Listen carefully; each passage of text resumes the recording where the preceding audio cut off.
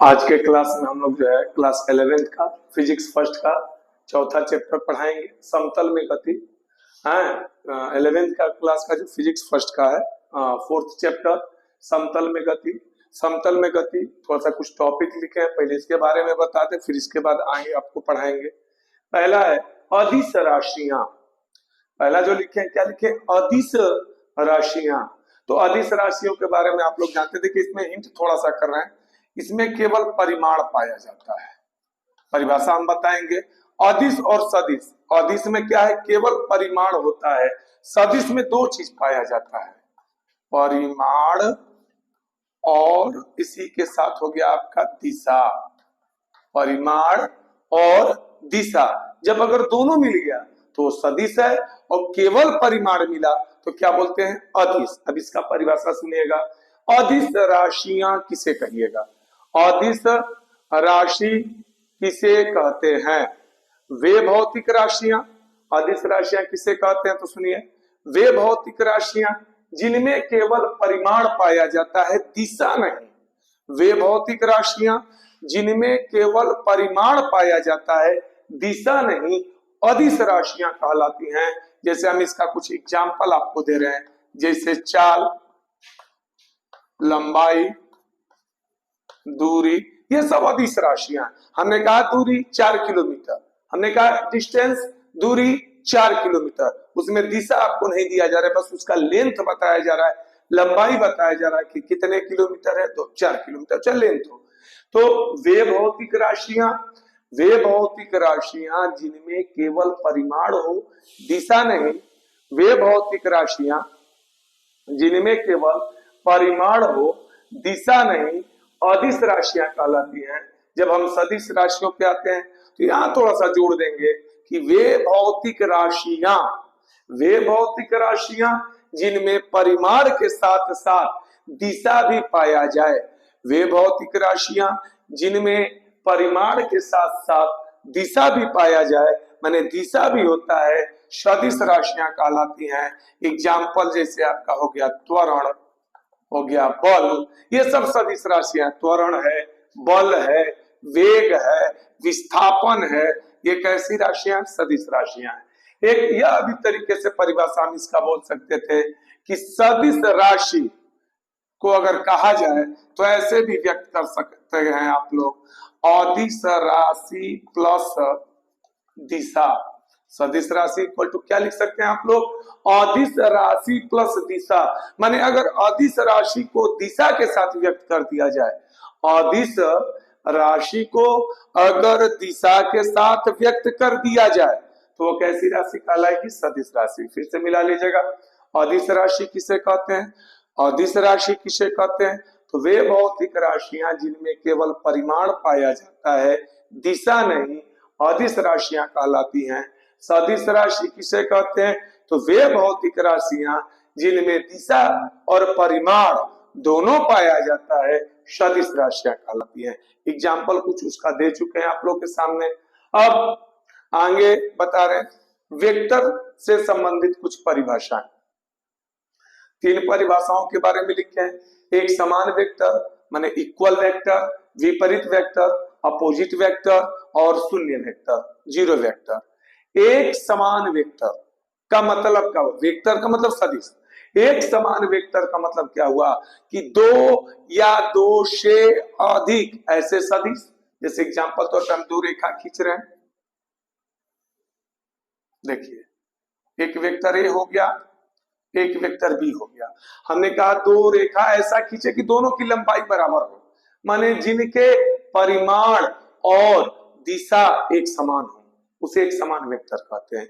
दो या दो से अधिक, दो या दो से अधिक ऐसे सदिश, दो या दो से अधिक ऐसे सदिश जिनमें दिशा और परिमाण दोनों इक्वल हो, आपस में बराबर हो, वो एक समान वेक्टर इक्वल वेक्टर कहलाता है। यहाँ आप लोग देख सकते हैं कि वेक्टर ए इक्वल क्या है? Vector B. क्यों? इनके लेंथ भी आपस में इक्वल है, और इनका साइड जो तीर का चिन्ह जो दिशा है वो भी क्या है? एक ही ओर है।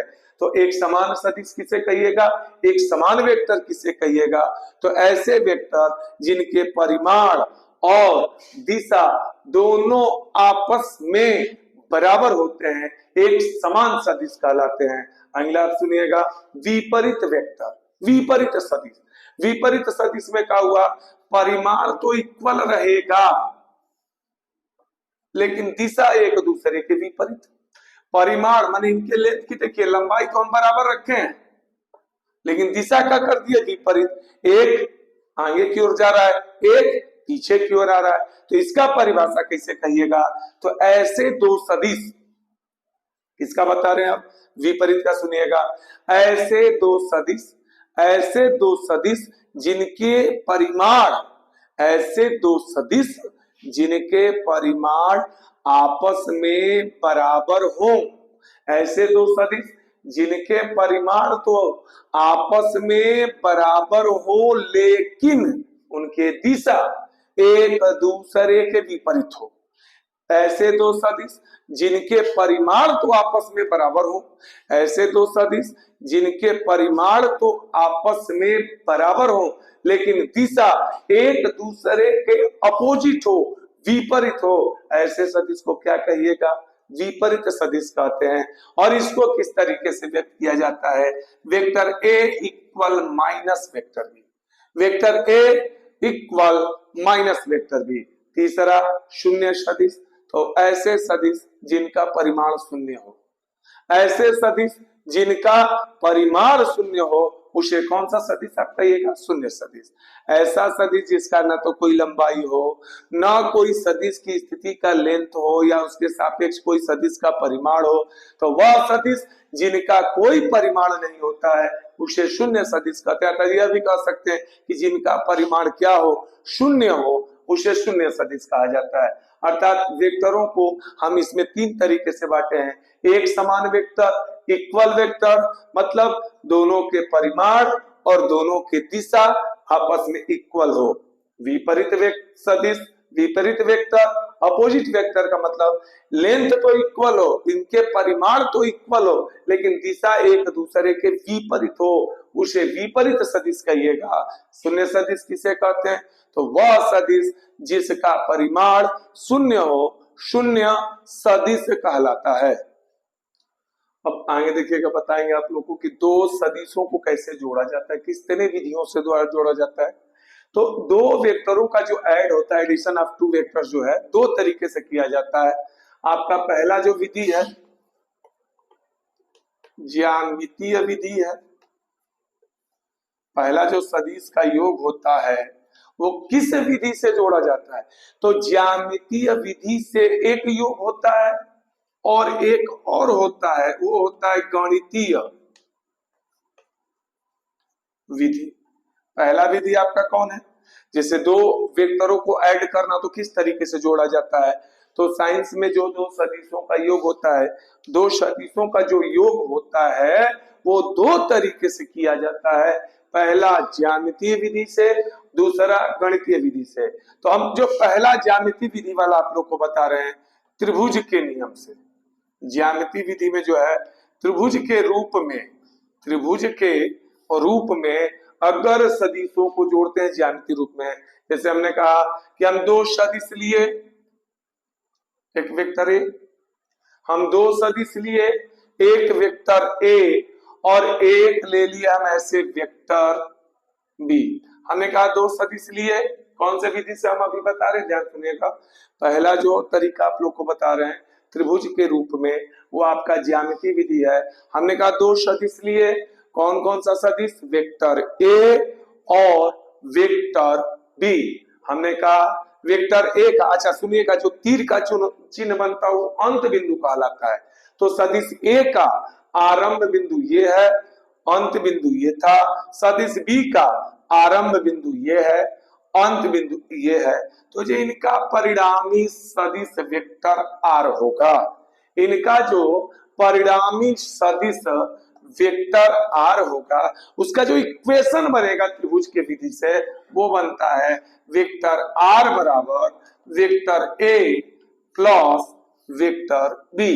वेक्टर आर बराबर vector A plus vector B. Vector R बराबर देखिए लिखे हैं क्या चीज, vector A plus vector B. कैसे परिभाषित कीजिएगा, यदि हम दो सदिश वेक्टर ए और वेक्टर बी, यदि हम दो सदिश वेक्टर ए और वेक्टर बी को इस प्रकार निरूपित करें कि वह किसी त्रिभुज के दो भुजाओं से जुड़ा हुआ हो, तो जो उसका परिणामी सदिश होता है, जो उसका परिणामी सदिश होता है वेक्टर आर का मान, वो त्रिभुज के तीसरी भुजा को निरूपित करेगा। और इस स्थिति में जो हमारा फार्मूला बनता है वो क्या बनता है, वेक्टर आर बराबर vector A plus vector B. Vector R बराबर क्या बनता है, vector A plus vector B. अब हम दूसरा जो लिखे हैं कौन सा लिखे हैं, गणितीय विधि। तो गणितीय विधि में जो होता है चतुर्भुज के नियम की पुष्टि होती है। ये सबसे बेहतर आप लोग का डेरिवेशन भी है, समांतर चतुर्भुज के नियम की व्याख्या। तो इसमें जो आपका दूसरा है वो आपका है समांतर चतुर्भुज के नियम की व्याख्या। इस विधि की बात कर रहे हैं हम, दूसरे विधि की अर्थात गणितीय विधि की। तो अब उसको आप लोग समझिएगा। हमने कहा कौन सा नियम, समांतर चतुर्भुज का। तो इस बार हम क्या कहेंगे, पहले तो उसका नियम लिख दें, कौन सा था, गणितीय विधि अर्थात समांतर चतुर्भुज का नियम, माने सदिश नियम भी इसे कहा जाता है।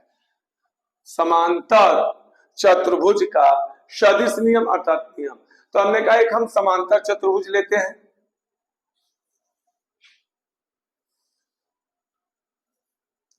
एक हम समांतर चतुर्भुज लेते हैं। फिगर थोड़ा सा इसको समझिएगा बेहतर ढंग से, थोड़ा सा लंबा डेरिवेशन भी है। एक समांतर चतुर्भुज लेते हैं ओ ए बी सी, जिसके शीर्ष है ओ ए बी सी। हमने कहा कितने सदिशों को जोड़ना था समतल में, तो हमने कहा दो। तो हमने कहा दो सदिश ले लिए, एक ये हमारा हो गया वेक्टर ए और ये हमारा हो गया वेक्टर बी।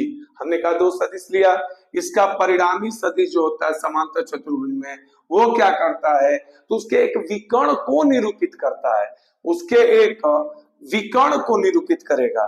तो यहाँ पहले हम रिवीजन करने से पहले परिभाषा बताएं कि जब दो सदिश एक समांतर चतुर्भुज की दो भुजाओं को निरूपित करें, जब दो सदिश एक समांतर चतुर्भुज की भुजाओं को निरूपित करे तो उनका परिणामी सदिश का जो मान होता है वो उस चतुर्भुज के, किस चतुर्भुज के, समांतर चतुर्भुज के किसी एक विकर्ण को निरूपित करता है। परिणामी सदिश का मतलब वेक्टर आर, इसका जो विकर्ण होता है उसको निरूपित करता है। कौन निरूपित करता है, तो समांतर चतुर्भुज का जो है परिणामी सदिश। अब यहाँ थोड़ा सा ध्यान दीजिएगा, हम एक डेरिवेशन सिद्ध करने जा रहे हैं। इसमें एक अभिलंब हम लोग डालेंगे जिसका नाम हम लिख दे रहे हैं ई। अभिलंब का मतलब कितना डिग्री, 90। मान लिया जाएगा यह थीटा कोण अंतरित करता है, थीटा कोण या मान लेते हैं अल्फा कोण अंतरित करता है। किसी समांतर चतुर्भुज का बहिष्कोण अपने अंतः सम्मुख कोण के बराबर होता है, ये भी थीटा हो गया पूरा।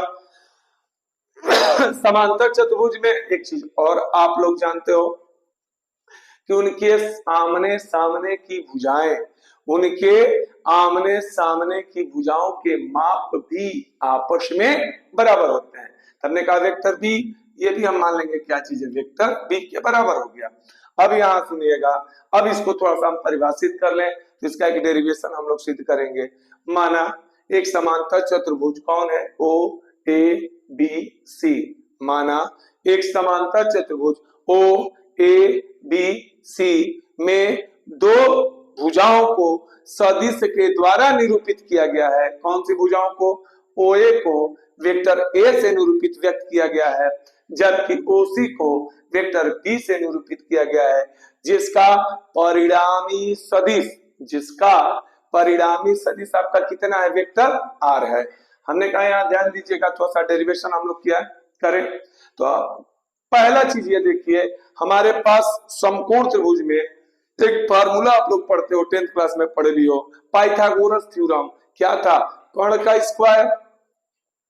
का स्क्वायर बराबर लंब स्क्वायर प्लस आधार स्क्वायर। तो हमने कहा एक त्रिभुज हमारे पास ये है, देखिए बड़ा वाला त्रिभुज कौन है? बी ई ओ। इसमें कर्ण कौन है? O B. इसका बेस आधार कौन है? ओ ई। और इसका लंब कौन है? B E. तो हमने कहा पहला जो समकोण त्रिभुज की बात करें, हम ले रहे हैं बी ई ओ में। कौन सा समकोण त्रिभुज? बी ई ओ में पाइथागोरस प्रमेय को बताइए क्या होगा?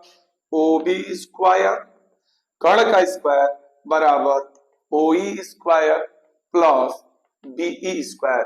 पाइथागोरस प्रमेय से क्या हो जाएगा?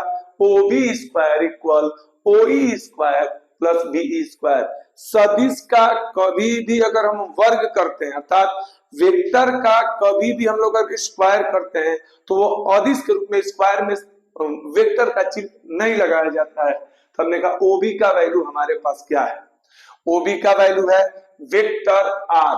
हम कहेंगे स्क्वायर कीजिए, आर स्क्वायर हो गया, आर स्क्वायर हो गया। ओ ई, हमने कहा ओ ई ये आपका लेंथ है। ओ ई कितने पार्टों को मिलाकर बना है? ओ ए प्लस ए कर दीजिएगा। ओ ई की जगह क्या लिख सकते हैं आप लोग? O A plus A E. हमने लिख दिया O A plus A E का whole square plus be square. एक फार्मूला होता है ए प्लस बी का होल स्क्वायर, इसको सॉल्व कीजिए तो R square equal O A square plus 2 into O A into A square plus 2ab plus B square के फार्मूले पे कर रहे हैं, तो O A square plus 2 into O A into A plus A square plus B square. हमने कहा इसका वैल्यू मिलाइए। ओ ए का वैल्यू क्या है? वेक्टर ए। तो हमने वेक्टर ए का जब स्क्वायर कीजिएगा आप लोग तो क्या हो जाएगा? ए स्क्वायर प्लस, अब देखिए यहां स्क्वायर नहीं था तो हम वेक्टर का चिन्ह लगा दिए, vector A dot into A plus. अब अगर हम आते हैं, हम इसकी भी बात करें तो इसको अभी ब्रैकेट में हम लिख रहे हैं ए स्क्वायर प्लस बीई स्क्वायर। इसको मान लिए क्वेश्चन नंबर फर्स्ट। फिर से मिलाइएगा। समांतर चतुर्भुज के नियम में हमारे पास एक बड़ा समकोण त्रिभुज है, एक छोटा समकोण त्रिभुज है, एक बड़ा समकोण त्रिभुज है, एक छोटा समकोण त्रिभुज है। बड़े वाले समकोण त्रिभुज माने बी ई ओ से पाइथागोरस थ्योरम से हमने क्या किया कि O B square equal to लिख दिए O E square plus be square. B E O में O B square equal B O E square plus be square. किसका वैल्यू सदिश में मिला? Vector R. ओ बी का वैल्यू आर स्क्वायर।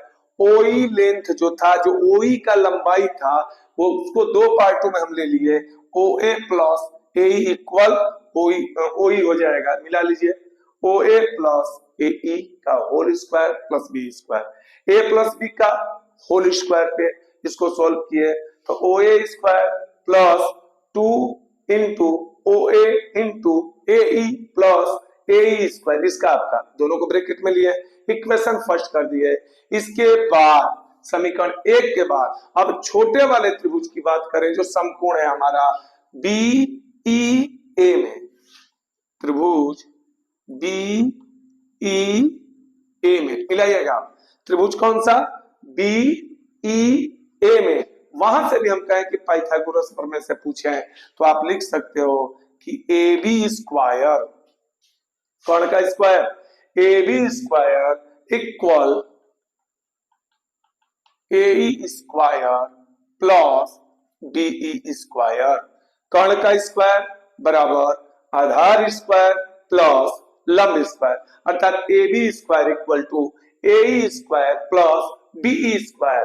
तो चलिए इसकी जगह तो ए बी स्क्वायर लिख लीजिएगा, और ए बी का भी वैल्यू है क्या है? Vector B. लेकिन एक चीज अभी और बच रहा है, क्या चीज? ए ई। तो इस त्रिभुज में ये देखिए ए क्या है, आधार, और इसका क्या पता है, कर्ण।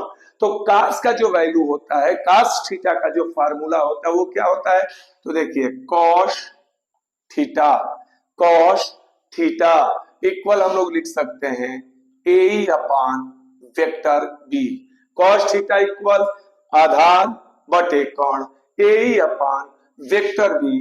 अगर हम कहें ए इक्वल लिखना हो तो क्या लिख सकते हैं, वेक्टर बी कॉस थीटा। ए इक्वल लिखना हो तो क्या लिख सकते हैं, वेक्टर बी कॉस थीटा। फिर आते हैं हम अपने समीकरण एक से, समीकरण एक में ये टोटल वैल्यू आप लोग रखिए। समीकरण एक आपके पास है, समीकरण एक जो आपके पास है वो क्या है, R square equal A square, R square equal A square plus 2 vector A dot किसका वैल्यू, ए का वैल्यू क्या है, बी कॉस थीटा।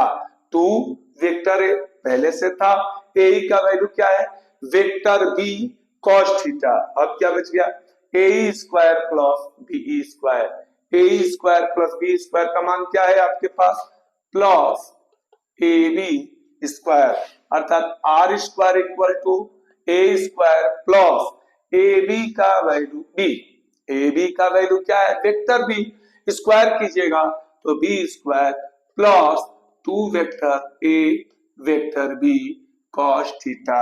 या आर इक्वल पूछे तो लिख सकते हैं under root A square plus B square plus 2 vector A vector B cos theta. 2 आपका मिला लीजिएगा, समांतर चतुर्भुज के नियम में क्या आया, तो R equal under root A square plus B square plus 2 vector A dot vector B cos theta. इसमें 3 कंडीशंस भी हम लोग बता सकते हैं। यदि थीटा का वैल्यू 0 डिग्री होगा, यदि थीटा का वैल्यू 0 डिग्री हो तो परिणामी मान सबसे अधिक आता है। थीटा का वैल्यू अगर 90 डिग्री हो तो परिणामी मान जो होता है अधिकतम नहीं होता है, थोड़ा सा कम होता है। अगर थीटा का वैल्यू 180 हो तो परिणामी माप जो होता है वेक्टर आर बराबर वेक्टर ए माइनस बी, अर्थात न्यूनतम प्राप्त होता है। आप लोग मिला सकते हैं समांतर चतुर्भुज का नियम। परिभाषा फिर से एक बार रिपीट कर सकते हैं आप लोग कि यदि किसी दो सदिशों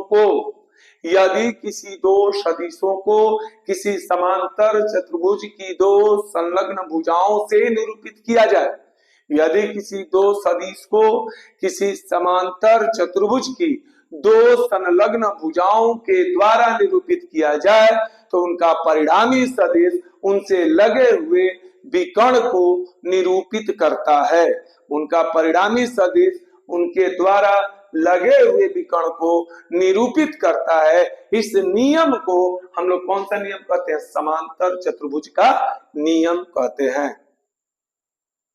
अभी आप लोगों ने देखा कि दो सदिशों का योग किस तरह विधियों से किया जाता है, तो हमने कहा 2 विधि से आप लोगों ने किया, ज्यामितीय विधि और एक कौन सा विधि था, आपका गणितीय विधि।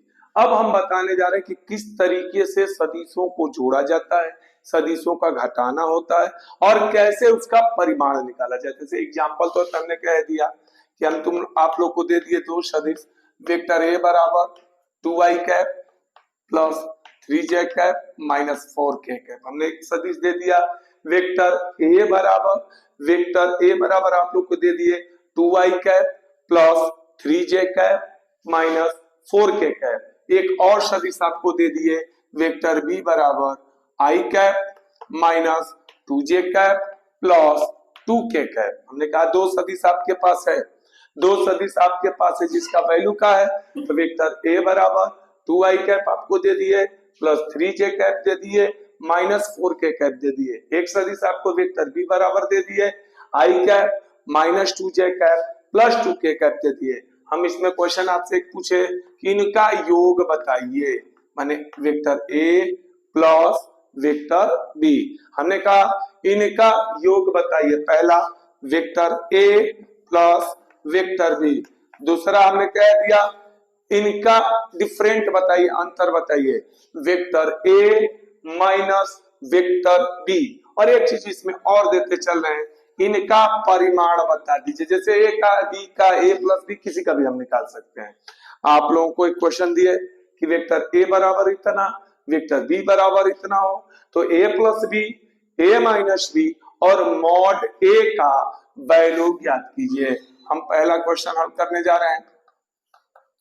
Vector A plus vector B, पहला क्वेश्चन क्या दिया आपका, vector A plus vector B. हमने कहा ए का वैल्यू देखिए 2i cap plus 3j cap minus 4 cap. A का वैल्यू रख दिया हम, क्या है 2i cap plus 3j cap minus 4k cap. उसी के नीचे क्रम से लिखेंगे वेक्टर बी का वैल्यू क्या है i cap minus 2j cap plus 2k cap, i cap minus 2j cap plus 2k cap. हमको क्या करना है, जोड़ना है, तो जोड़ेंगे i को i के साथ, j को j के साथ, k को k के साथ। अगर सेम चिन्ह होगा तो जोड़ दीजिएगा, अगर अपोजिट चिन्ह होता है तो हम लोग घटा देते हैं। ये दोनों हमारा प्लस है तो 2 और 1 कितना हो जाएगा 3i कैप, ये हमारा प्लस, ये हमारा माइनस, तो घट जाएगा 2j कैप। मिला लीजिए 2 और 1 3i कैप, 3 माइनस 2, 3 माइनस 2 तो 1 बचेगा, j कैप यहाँ हमारा माइनस 4 है, नीचे प्लस 2k कैप है, तो क्या बच जाएगा माइनस 2k कैप। अर्थात vector a plus vector b, vector a plus vector b का जो वैल्यू होगा वो कितना होगा आपका 3i cap plus j cap minus 2k cap. Second question आपको हम दिए हैं, vector a minus vector b का मान ज्ञात कीजिए। तो हमने कहा हम क्या इस बार पूछे, vector a minus vector b।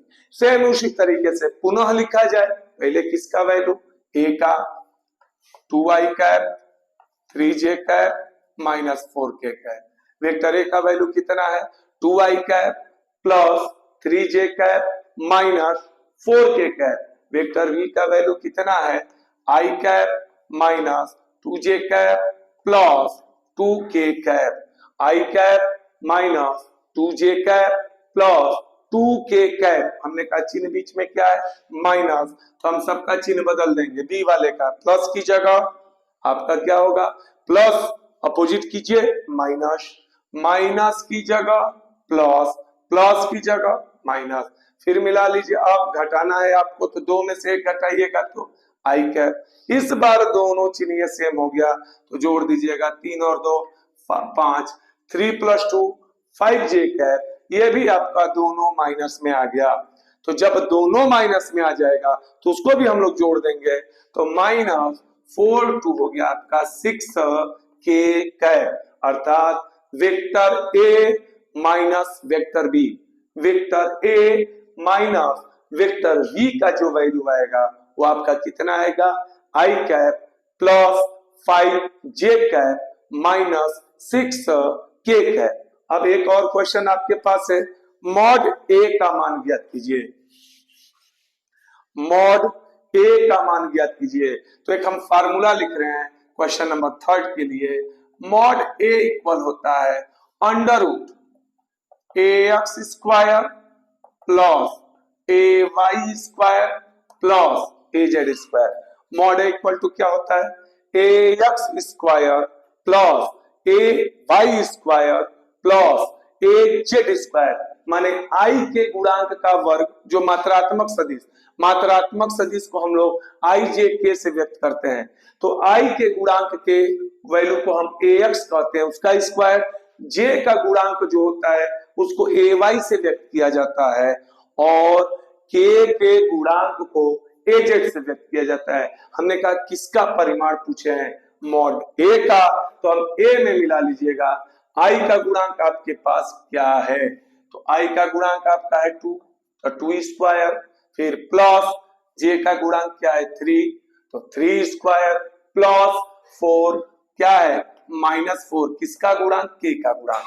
आई का गुणांक 2, जे का गुणांक 3, के का गुणांक -4। जब हम इसका स्क्वायर करेंगे तो 2 का स्क्वायर हो गया 4, 3 का स्क्वायर हो गया 9, 4 का स्क्वायर हो गया 16।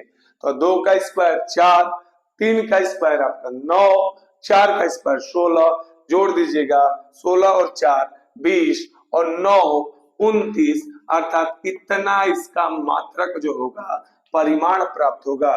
किसका परिमाण प्राप्त होगा? तो मॉड ए का। अतः आप लोग देखे हैं कि किस तरीके से दो सदिशों को जोड़ा जाता है, किस तरीके से दो सदिशों को घटाया जाता है और किस तरीके से किसी सदिश का परिमाण निकाला जाता है। अब अगले क्लास में आप लोगों को सदिशों का गुणनफल पढ़ाया जाएगा। गुणनफल दो तरीके का होता है, एक होता है स्केलर गुणनफल माने अदिश, और एक सदिश गुणनफल। वो आप लोग को अगले कक्षा में पढ़ाया जाएगा, अगले क्लास में पूरा कराया जाएगा।